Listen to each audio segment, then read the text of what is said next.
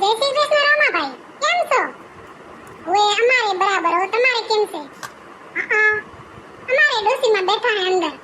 ઓએ તો ટીવી ચાલુ કરીને બેઠા હે. મોટા શોખીન કુકડો હે. ઓએ જેઠાલાલ જુએ, જેઠાલાલ એમાં જેઠો ને હજી કઈ આવે દિયા ને બબીતા ને એને જુએ રહ્યા. ફરવા તો ઘણા જાય. અહીંયા કીધું હશે ને, ઓએ અમે કાલ ગયા હતા. દેખાય તો વડી આવે એમ તો. પોતે હમણાં અઠવાડિયે ફર્યા એનું કાઈ ને અમે કાલ એકવાર બે દેરાણી જેઠાણી ફરવા ગયું દે કીધું હવા ખાતી આવી તો જાણે કેવડે પહાડ તૂટી પડ્યો. ઓએ ઈ તો હવે ડોકરા છે અહીંયા તો હું કેવું. એનું હાંભળે કોણ આવે તો એક ને હાંભળાને એક ને કાઢવાને એવું હે. એ રતી માસી શું કરે છે? ઓએ હું તો હશે ને બુડા બુડા જ નહીં થઈ ગયા ને. તો હારું હારું. ઓએ આમ લુગડા બુગડા જોઈ લે તો હારું, બીજું તો શું થાય. એમ તો અમારા ડોકરી એવા હટા કરતા છે. પણ તોય કઈ કામ ના કરે.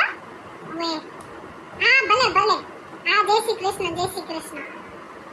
હવારના કોલમાં રમાભાઈ ફોન આવ્યો લે. એને કેમ ખબર પડી હશે ફરવા જતો. લે જઈને મારી દેરાણીની વાત કરે.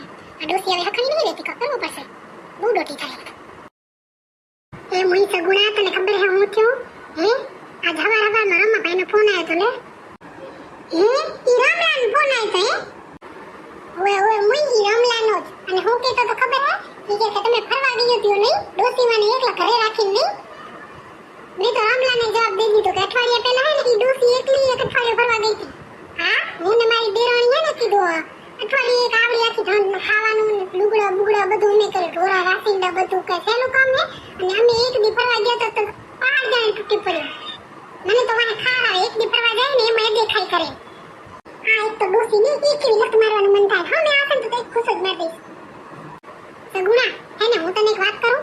તું હે ને અત્યારથી હે ને આ ડોસી આમ ખારી ન થાતી. ઓય તું આજે ડોસીને ઓળખતી નથી.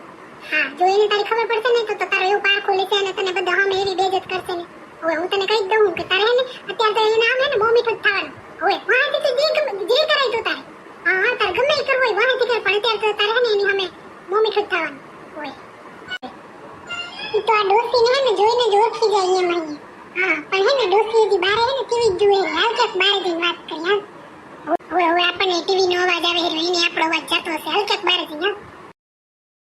ઓહો આજ તો મને આ ડોસી એવી થકવાડી હે ને, ઘડીક કે મને પગ ખૂન ને ઘડીક કે મને માથું ખૂન ને ઘડીક કે મને પેટ આટ.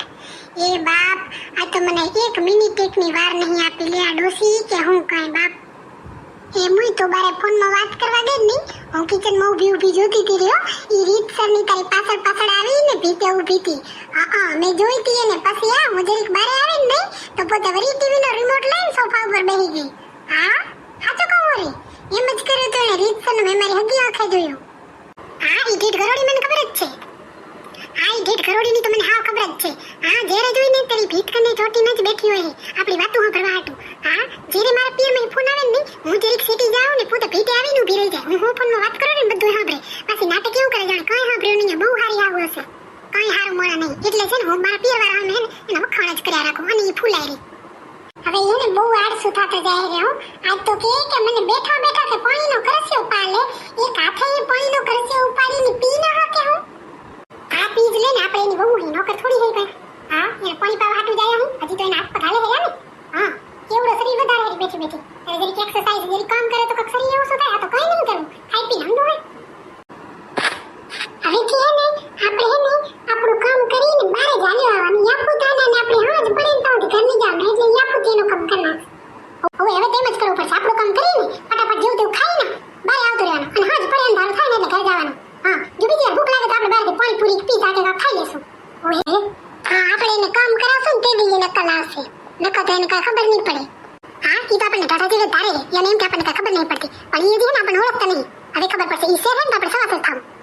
એ મુઈ કાલ તો હે ને હું 4 કલાક થાંભળો ગોહતી રહી ખા. પોતે હમે સોફા ઉપર બેઠી કેલા ખાઈ રહી, પણ એમ નહીં લે કે વહુને થાંભળો ધોરાવા જાવ. અને પાછું તો હું કે ખબર હે કે આ કેલાના છોતરા લઈ જાવ ને સગુણામાં. મને લાગે કે હું જ્યારે પી રહું ને ત્યારે તારા ઉપર ઘણું હુકમ લાવતા હશે.